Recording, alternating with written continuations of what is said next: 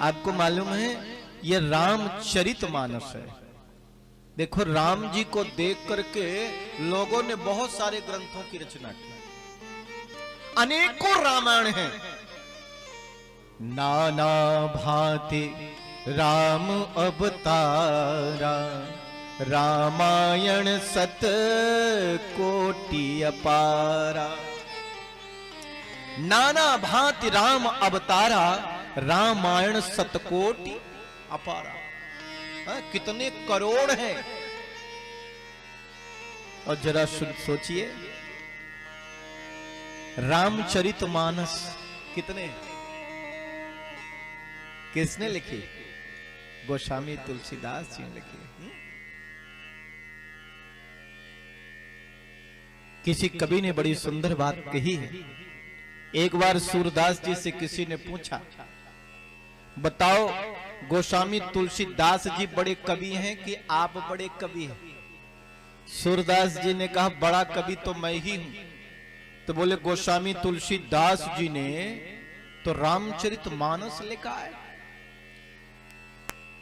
सूरदास जी ने कहा, गोस्वामी तुलसीदास जी कवि नहीं है, उन्होंने तो वेद लिखा है, वेद। रामचरितमानस कोई सामान्य नहीं है। ये रामायण और रामचरितमानस क्या है?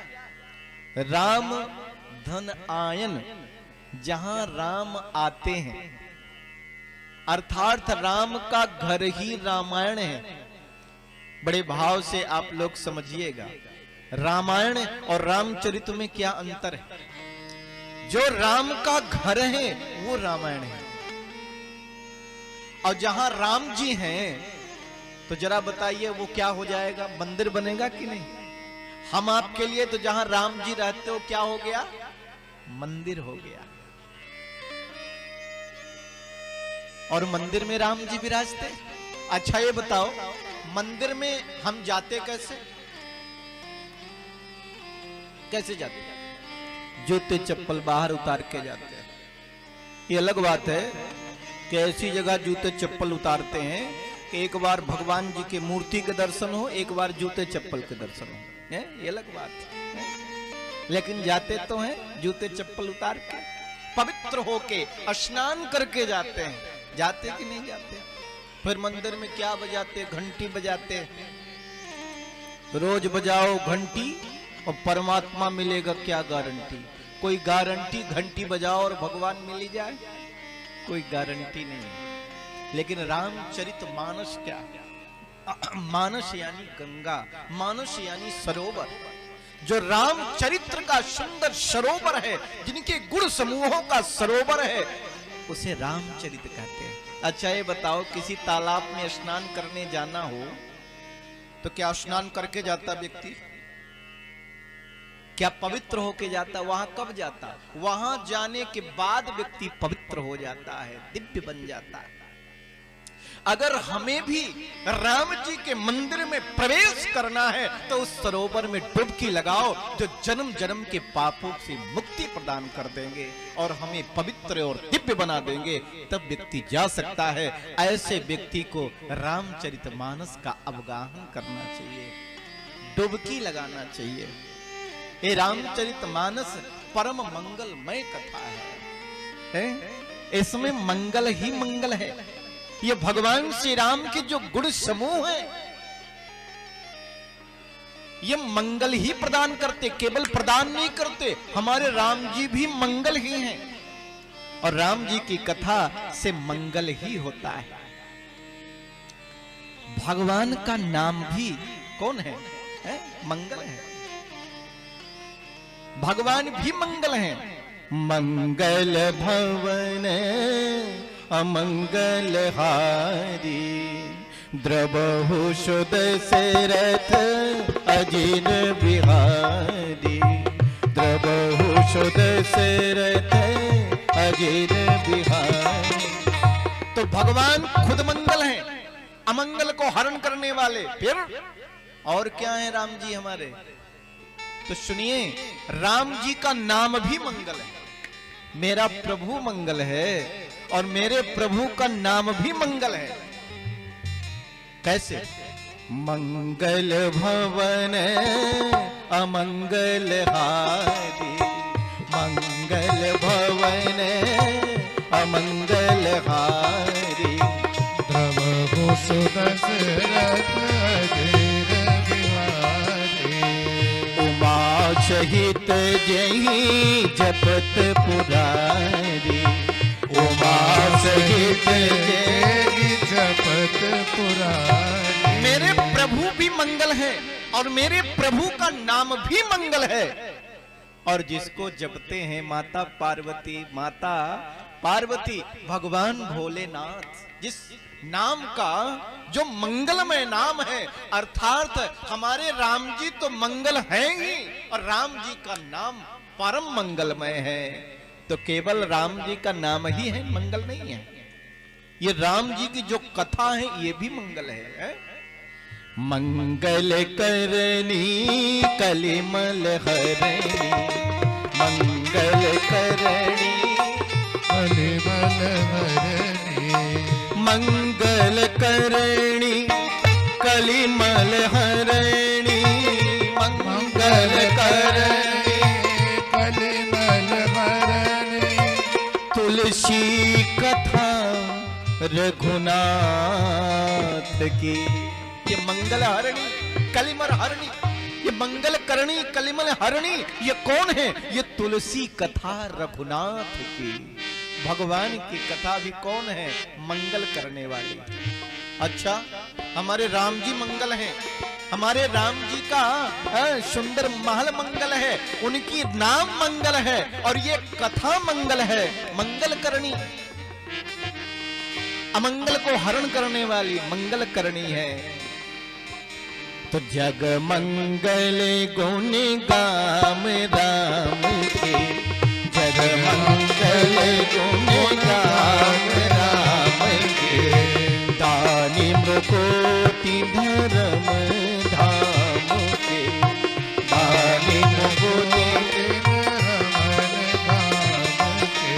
ठीक है, मेरे राम जी की कथा जिस ग्राम में, जिस जगह, जिस स्थान होती, वो ग्राम ही, वो पूरा समाज ही मंगल हो जाता है।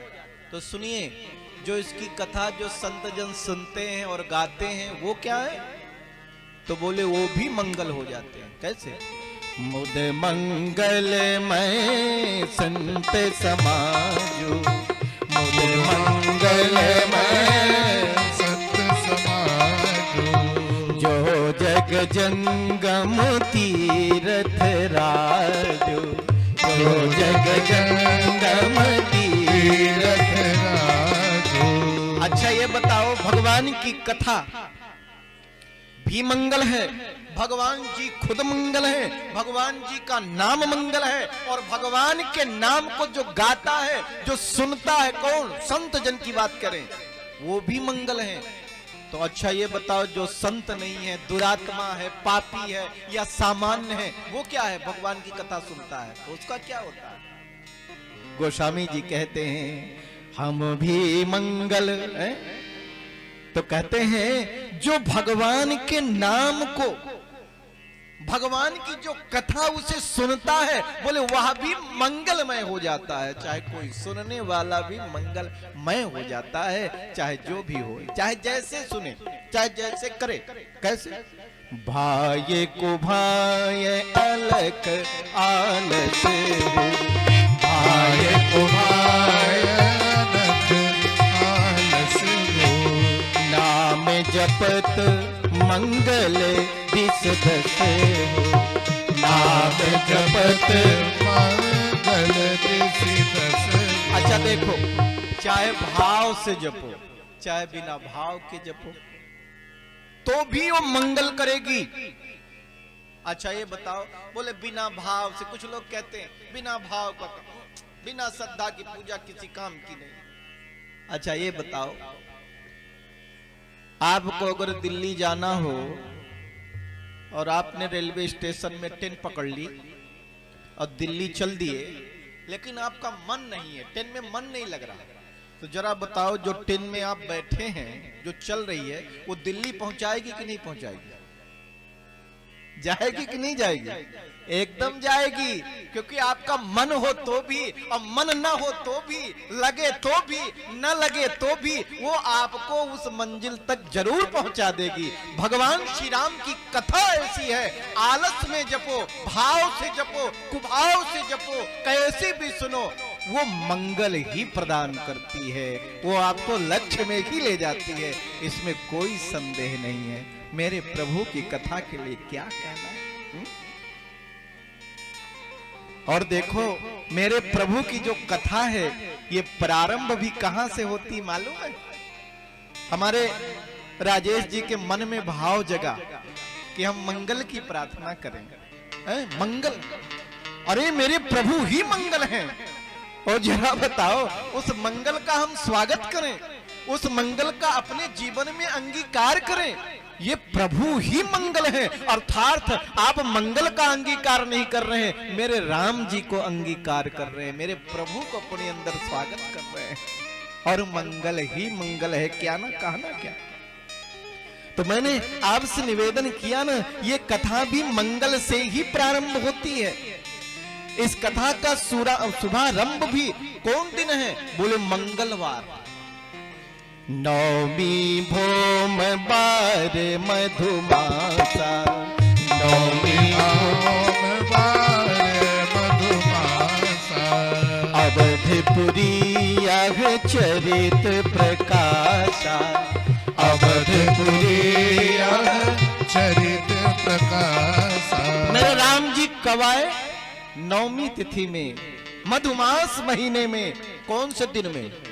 मंगलवार, भोमवार। मेरे राम जी का आना भी मंगल है, मेरे राम जी भी मंगल है, मेरे राम जी की कथा भी मंगल है, और जो राम जी की कथा सुनता है उसका जीवन भी मंगल है, और वो भी मंगल हो जाता है। तो यहाँ तो मंगल ही मंगल है, कमाल ही कमाल है, कल्याण ही कल्याण है। असुर नाग खग नर मुनि देवा, असुर नाग खग मुनि देवा, आहि करहि रघुनायक सेवा, आहि करहि रघुनायक सेवा।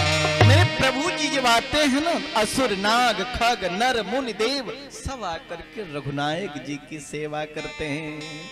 मंजहि सज्जन वृंद बहु पावन सरजू नीर, अजपहि राम धरि ध्यान उर, सुंदर श्याम शरीर। कहते बहुत से सज्जनों का जो समूह होता है, वो सरजू जी के पवित्र जल में स्नान करते हैं, और अपने हृदय में सुंदर श्याम शरीर श्री रघुनाथ जी शंभु प्रसाद सुनित हिय तुलसी, रामचरित मानस कवि तुलसी, रामचरित मानस कवि तुलसी। हर मति अनुहार सही राम सुयस बरबारी, मधुर मनोहर मंगलकारी, मधुर मनोहर मंगलकारी। कहते ये तो भोलेनाथ की मुझ पर कृपा हो गई और मैं बन गया कवि तुलसी है? ये तो मेरे भोले बाबा ने पहले से ही रच करके और अपने हृदय में रख लिया, अपने अंदर विराजित कर लिया। और कहते हैं उसमें बड़ा सुंदर स्थान वेदों पुराणों का है, समुद्र है, साधु संत मेघ है, श्री राम जी की स्वरूपी सुंदर मधुर मनोहर और मंगलकारी जल की वर्षा करते हैं। सुठ सुंदर संवाद बर बिरचे बुद्धि विचार, तेहि यही पवन सुबग सर घाट मनोहर चार। श्री रामचरितमानस के 4 घाट हैं। देखो ये कथाएं 4 जगह पे हो रही। कहां कहां हो रही? देखो एक कथा भगवान भोलेनाथ माता पार्वती जी को श्रवण करा रहे। एक यही कथा श्री याज्ञवल्क जी भरद्वाज ऋषि को बता रहे हैं प्रयाग में। और देखो यही कथा काग भुसुंडी जी जो पक्षियों के पक्षी है, कौवा जिनको कहते काग, और गरुड़ जी को श्रवण करा रहे हैं। कहते हैं यह कथा बड़ी दिव्य है। और एक कथा जो तुलसीदास जी संतों से कहते हैं, ये 4 घाट हैं इस रामचरितमानस के, इस सुंदर कथा के, और जिसके बारे में कहना क्या। लेकिन कथा सुनने के लिए आप तैयार हैं, लेकिन सुने कैसे। हम कथा में प्रवेश करें, इसलिए मेरा दायित्व भी है। और गोस्वामी तुलसीदास जी भी कहते हैं श्रोता कैसा होना चाहिए, वक्ता सोता ज्ञान निधि। अरे भाई सुनने वाला कैसा हो, सुनाने वाला कैसा हो, उसका नियम क्या है। कोई भी चीज कहते बोले पहले इसका नियम बताओ, तरीका बताओ, है इसको पाने का कोई रास्ता तो बताओ। इधर जाना है तो यहाँ कहां से जाएंगे, किधर से जाएंगे, कुछ तो बताओ। इस राम जी के मंदिर में, राम जी के पास आपको पहुंचना, प्रभु जी के समीप जाना है, तो जाने का रास्ता क्या है, मार्ग क्या है, तरीका क्या है। ये रामचरितमानस की कथा सुनने बैठे हैं, राम जी के गुण समूहों को जानने के लिए बैठे हैं, तो जाने कैसे। एक चीज और, उनको पाने के लिए बैठे हैं, उनसे प्रेम करने के लिए बैठे हैं, तो प्रेम होगा कब, तो पहले उनको जानिए। और हम जानेंगे कब, तो पहले उसको सुनिए। लेकिन हम जब सुनेंगे कब, तो जब हम सच्चा श्रोता बनेंगे।